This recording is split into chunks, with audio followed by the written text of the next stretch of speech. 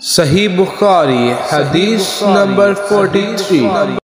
ہم سے محمد بن المثنیٰ نے بیان کیا، ان سے یحییٰ نے ہشام کے واسطے سے نقل کیا، وہ کہتے ہیں مجھے میرے باپ عروہ نے عائشہ رضی اللہ تعالی عنہا سے روایت نقل کی کہ رسول صلی اللہ علیہ وسلم ایک دن ان کے پاس آئے۔ اس وقت ایک عورت میرے پاس بیٹھی تھی۔ آپ نے دریافت کیا کہ یہ کون ہے؟